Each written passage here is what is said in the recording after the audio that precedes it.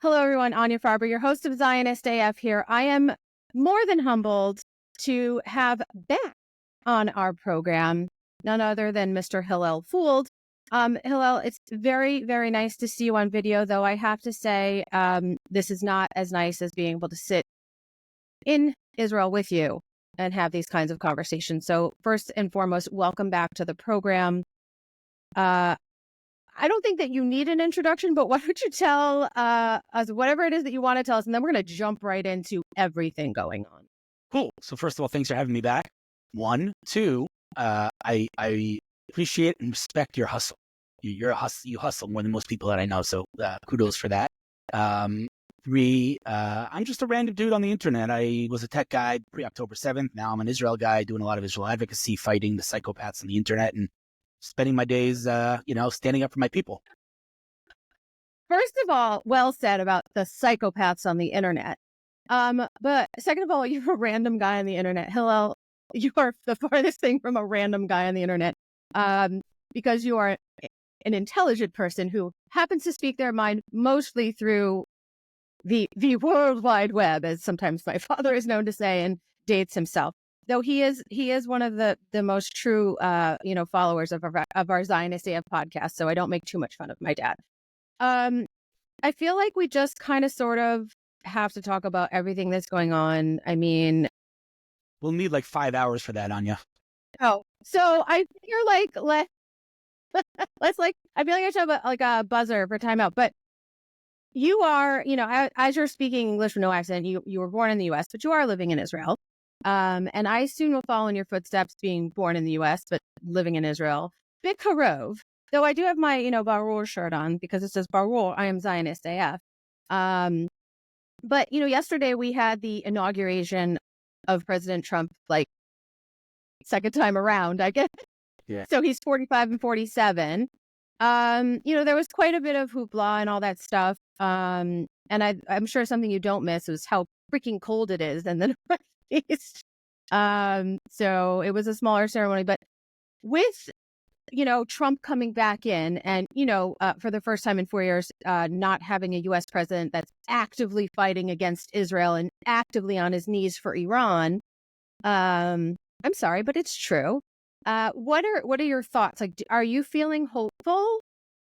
So first of all, it's important to kind of get the elephant out of the room here and say that, Trump is a little bit of a loose cannon, right? I mean, I don't know that I would marry the guy or hire him to babysit my kids, but that's not how you elect a president. You elect a president based on policy. And so if we're looking at both his rhetoric and his policy, it's pretty clear that Trump is a friend of Israel's and the Jewish people. And so, again, yes, he says things that are a little out there. Yes, he's had dinner with some questionable folks. He's even tweeted some questionable things. I'm not denying any of that or belittling it. But again, I'm voting for him for his policies. And, whether it's moving the embassy to Jerusalem, despite every president before him being afraid to, just say it as it is, or recognizing the Golan Heights, Trump has been a strong supporter of Israel. And even now, in his first 24 hours in office, the amount of executive orders that he signed that are, going to help Israel, I think it's probably the most of any president ever, including, by the way, deporting Hamas supporters from America, which is what the heck took so long. I feel like we should do a Saturday Night Live skit for that. Do you remember the bye now? So the answer to your question is yes. I'm definitely hopeful. I have no reason to believe that he won't follow on, in terms of his actions, follow his words. I think he will. I think he has. And so, I'm very hopeful. Yeah. I mean, myself included, I like to say I'm hopeful, but I'm cautiously optimistic. I would very much like to see him follow through with his promises about attacking what's still going on the college campuses here in the U.S. You and I know this, and I've said it 1,000 times. I've said it on Fox News. My son is not attending an American university next year. He's going to come with me to Israel. He's going to be involved in one of the many gap year programs, which are bountiful in Israel, and I'm very happy about that. And I figure it's going to take about 2 years for Trump to really clean up what's going on the campuses, and then my son can decide. But it is so disgusting to me that this is still being allowed. But I have to tell you this, because I was watching TV late at night and watching, the things that rerun those older shows. and it was one of the older Law and Orders, and they talked about a college professor who was doing exactly what we are seeing right now. And this has got to be like an old Law and Order. I mean, it had to be from the 90s. And I was like, well, okay. So like we were even talking about it on television, but nobody was paying attention. And now it has become so invasive. It's still going on. I can't even begin. But then yesterday on his inauguration day and on top of everything else, one of my friends in New York posted a live from that ARC thing. I never remember what it's called in New York.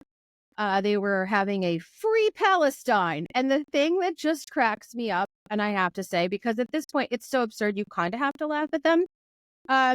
They're still shouting the same crap. Okay. But it all still rhymes, which goes back to the whole thought process of their brain power is so small, you have to revert to nursery rhymes for them to remember what to say.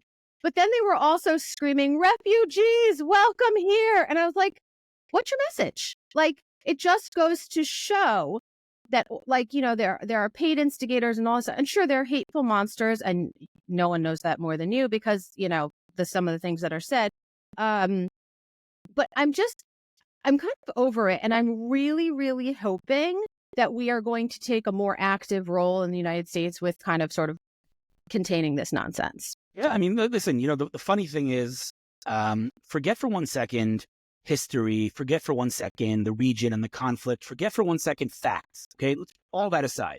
Let's say you know nothing, literally nothing about the conflict, you know nothing about Israel, know nothing about the people that call themselves Palestinians. You don't have to have knowledge, okay? If you have a brain of a 3-year-old, you're programmed as a human being with logic, right? You have logic in your brain. So forget everything else. Let's just talk logic. How could it be that the same people who are saying that there's no food in Gaza and that we're starving the Gazans are the same people who are saying that the hostages are fed well? Those things don't go together, right? How is it that the same people who are yelling that the Jews made up the Holocaust and it never happened are the same people yelling that Hitler was right and he should have finished the job? Which one is it, right? And so, well, I think it's because like the ocean is like a sea. That's another thing, by the way. From the river to the sea, right? So again, call it from the river to the sea. But how are you saying from the river to the sea and then saying a 2-state solution? How are you saying globalize the intifada and ceasefire now? These things are mutually exclusive. So if you are a logical human being with a brain of a 3-year-old, you should see that their narrative is fundamentally, intrinsically paradoxical. You don't have to be a genius to see that. In fact, I'll go even farther and I'll say if you don't see that, then there's only one explanation, and that is that you don't want to see that. Why don't you want to see that? Well, I have my opinions, but why don't you want to see the facts? Why don't you want to see the logic? It's a good question. Well, that is a good question. And, unfortunately for all of those people who are just don't want to see it or just incapable, you use words like paradoxical, which they clearly don't even fundamentally understand. And quite frankly, let's look back to like Colombia. They're writing those hateful things on the wall, but they can't even listen. If you're going to write that you want me to die, could you spell it correctly? I'm asking for very little here, right? So I think that's all I need to know about you, right? Look, is you have, I know in your intro you said, well, I'm just this guy I'm a tech guy and I used to talk about this and now this is what I'm doing. First of all, you did not ask for this career transition. Okay, that's fine.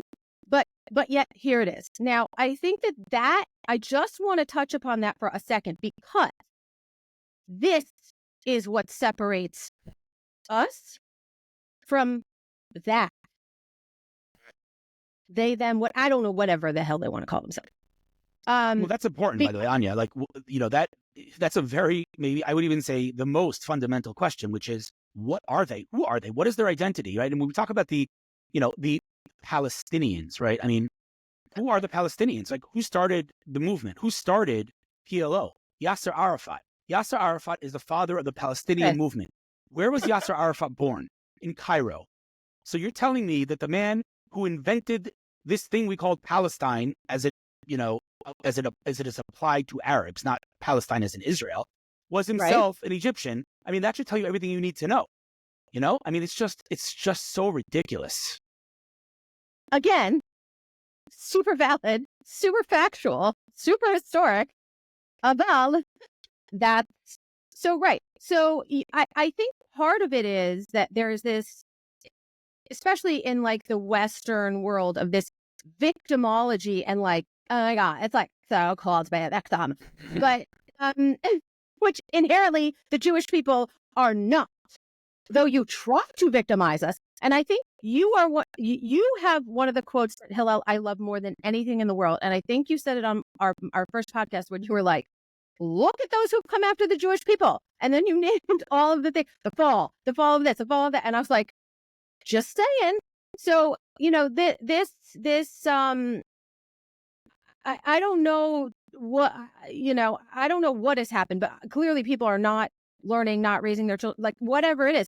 But if you look at them, like you said, it's paradoxical. It does not make sense.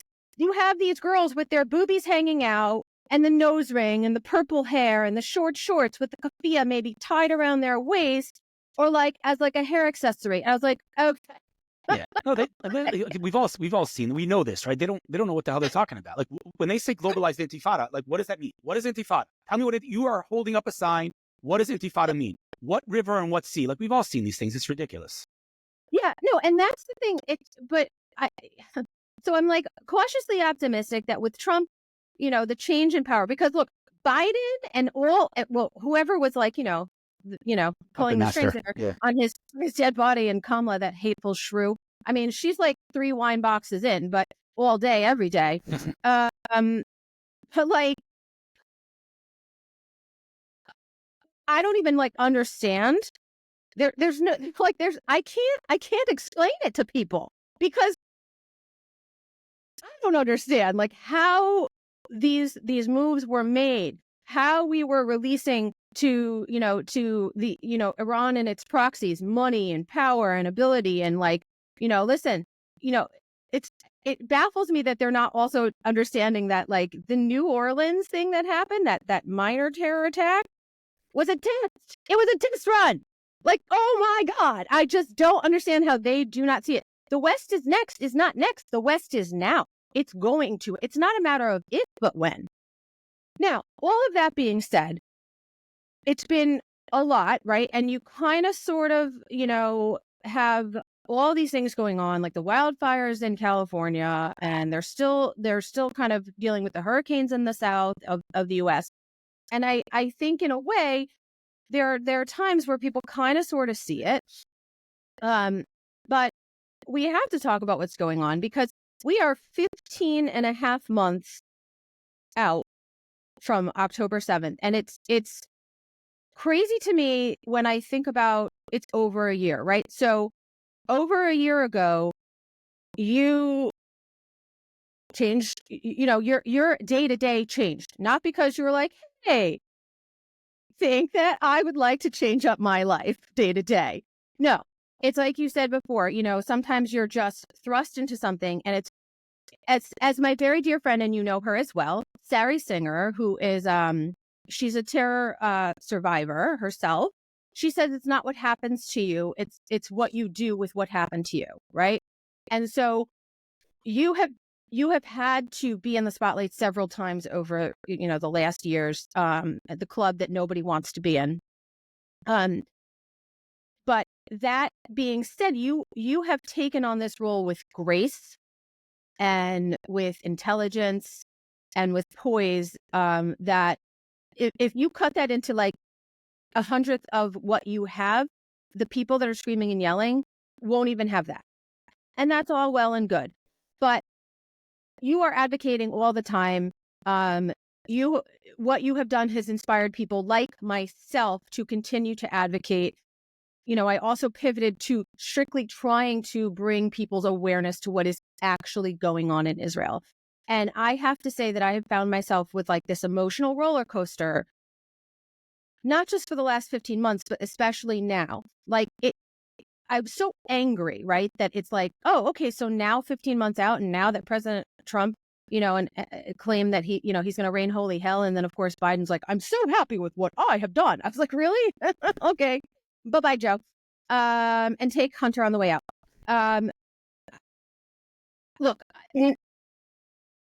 we're all thrilled that we had 3 young women return home for the first time in over 15 months.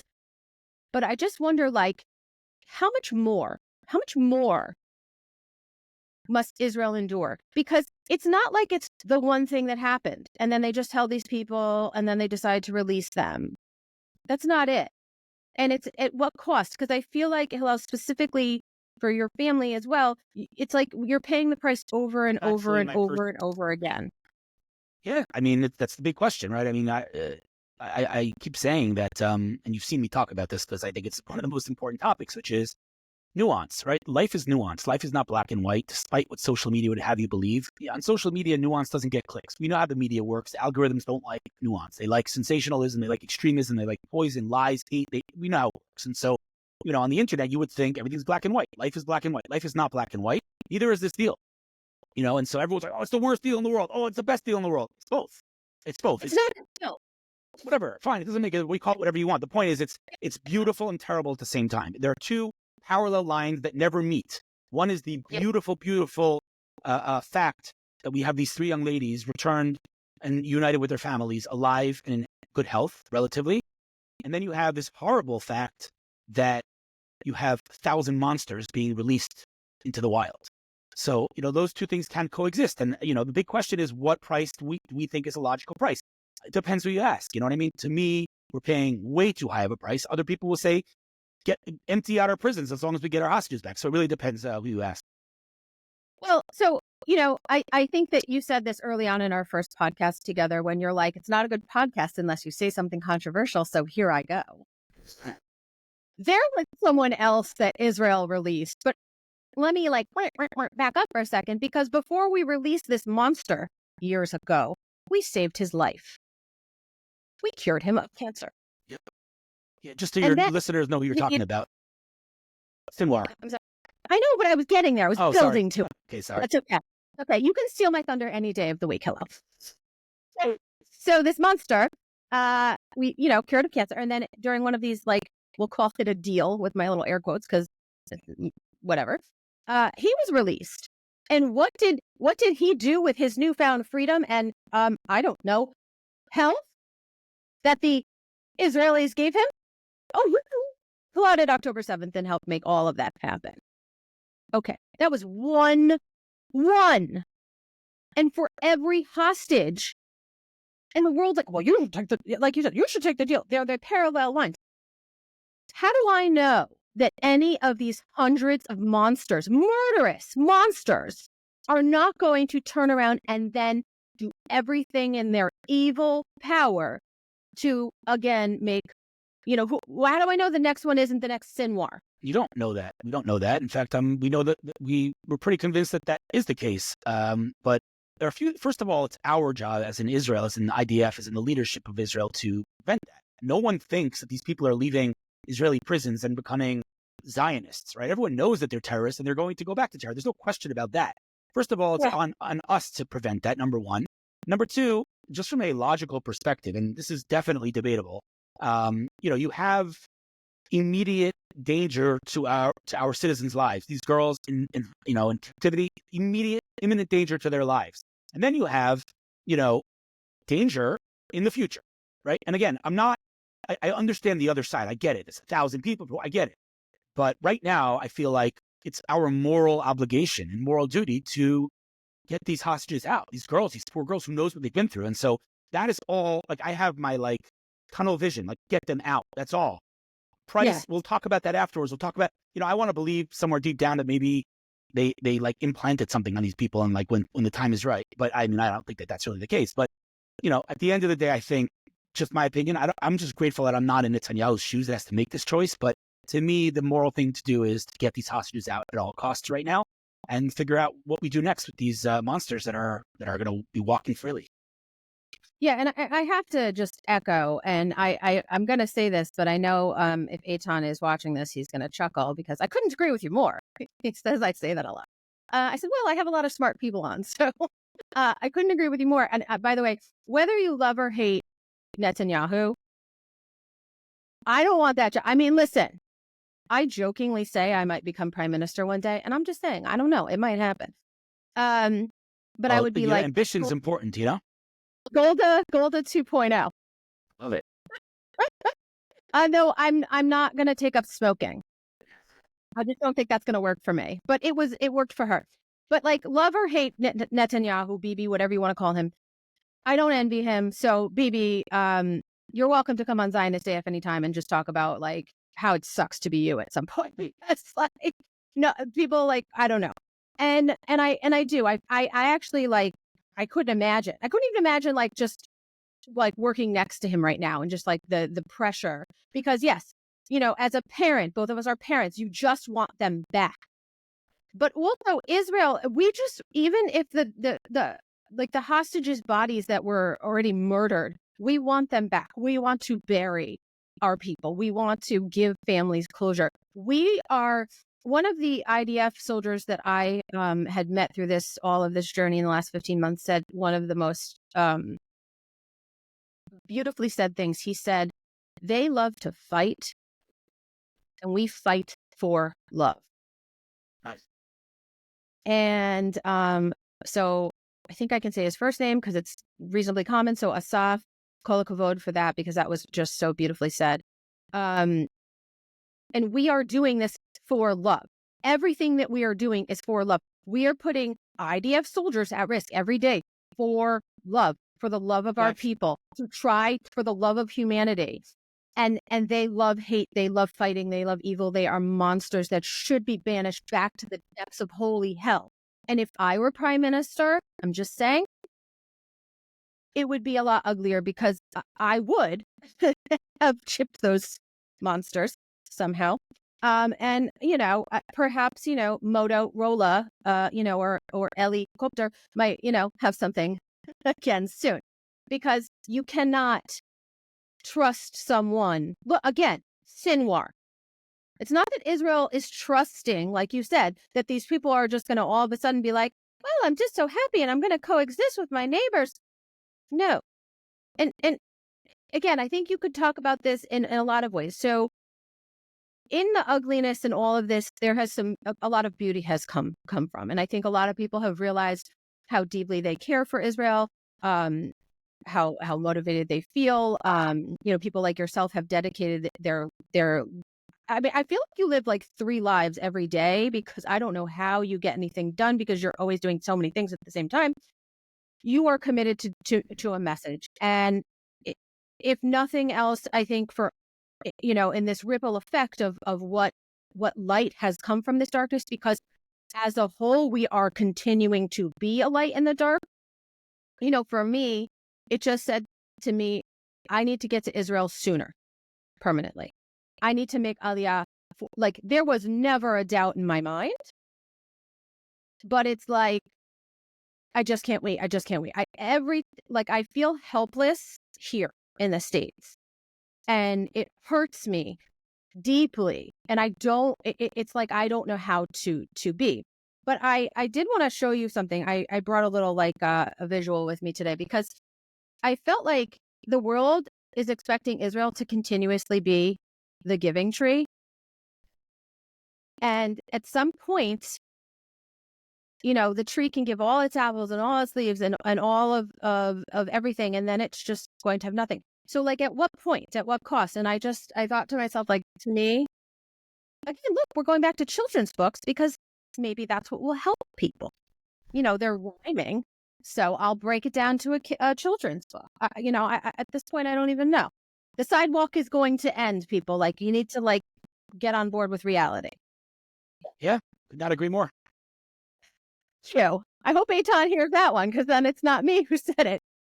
So I just, I don't. It's hard. I know that you talked about the 2 parallel lines, and there is that double cost, and I feel like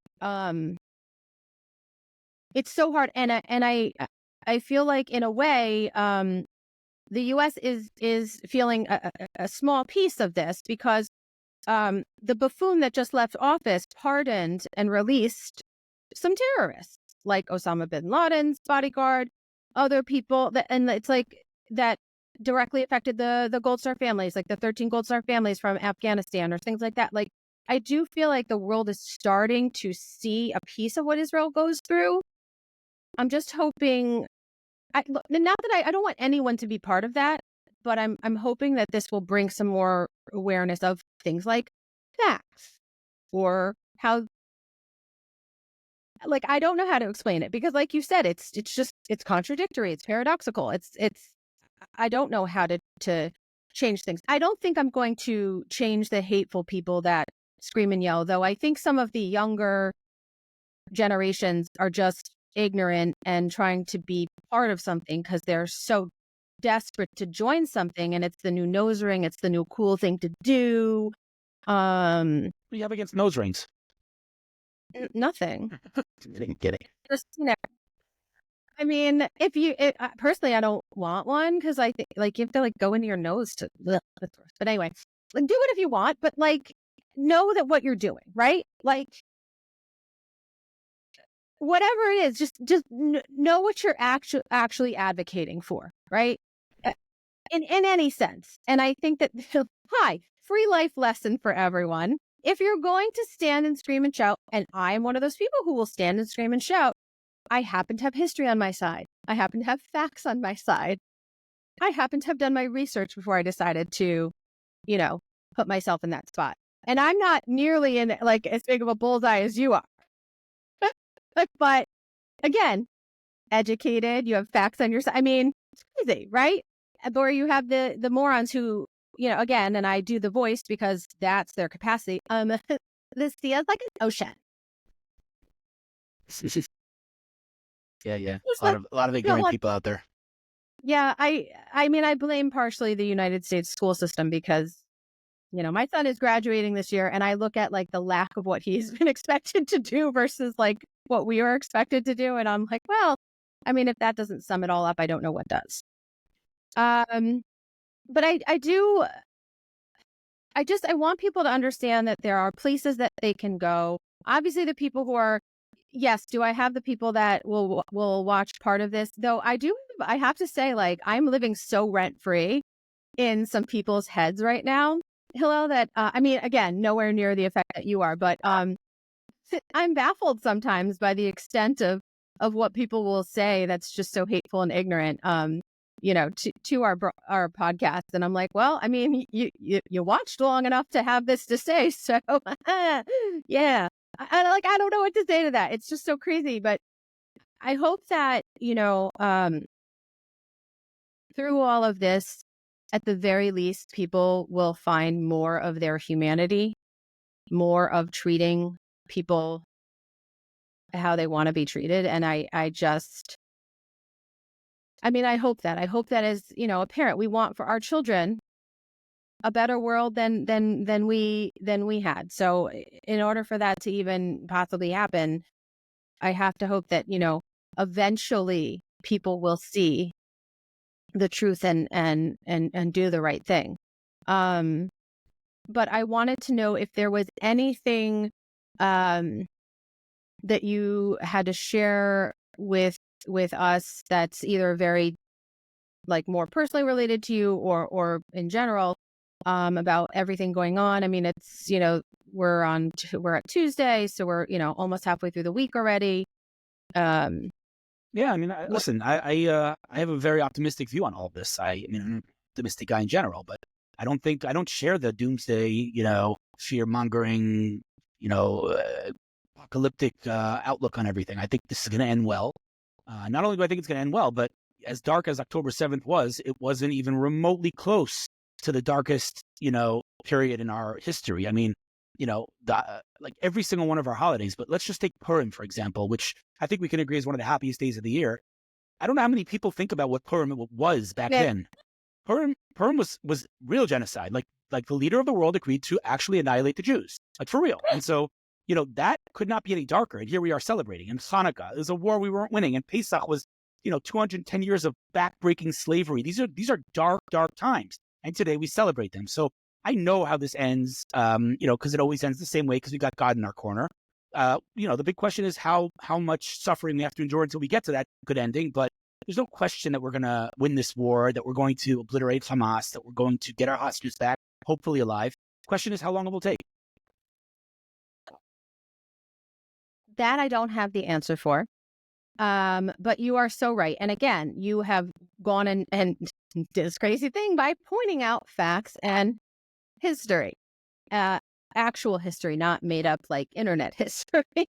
And yes, like we have been tested time and time and time again.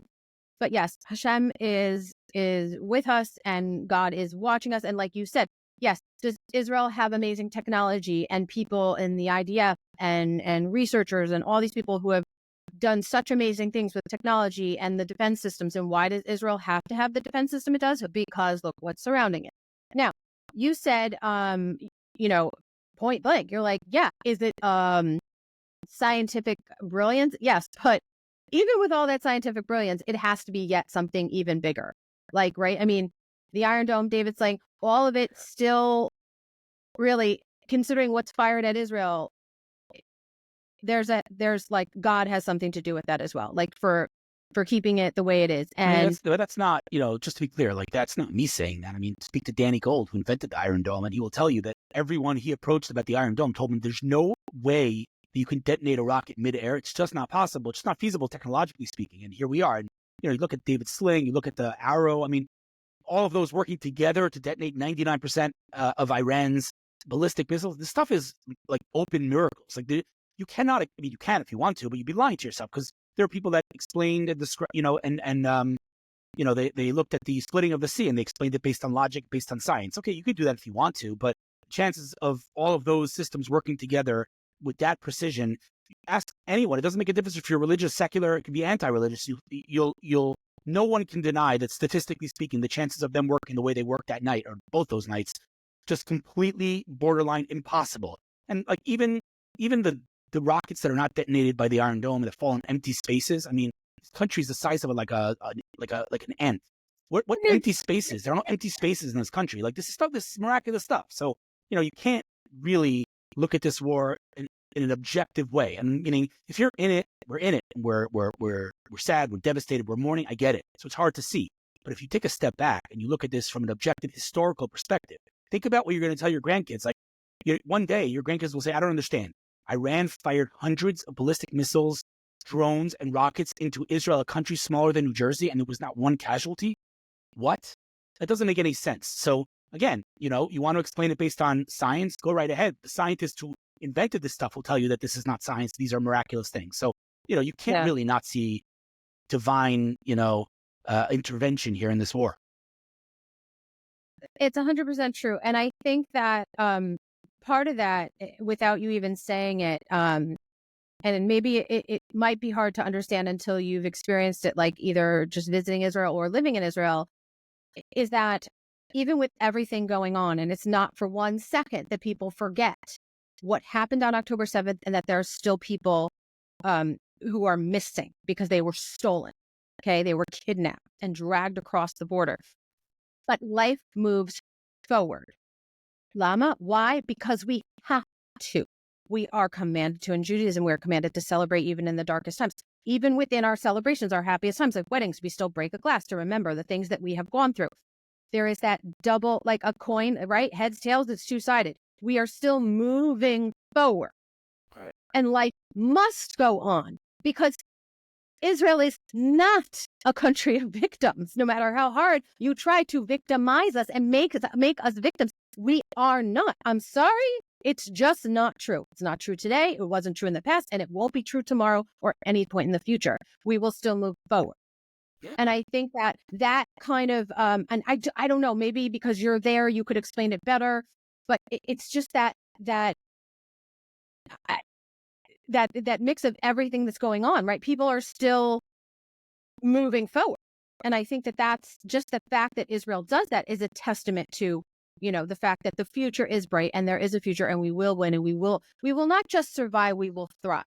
I agree. Yeah. I mean, this is our history. This is our story. I mean, it goes literally all the way back to the Bible. In fact, it's this last week's Torah portion.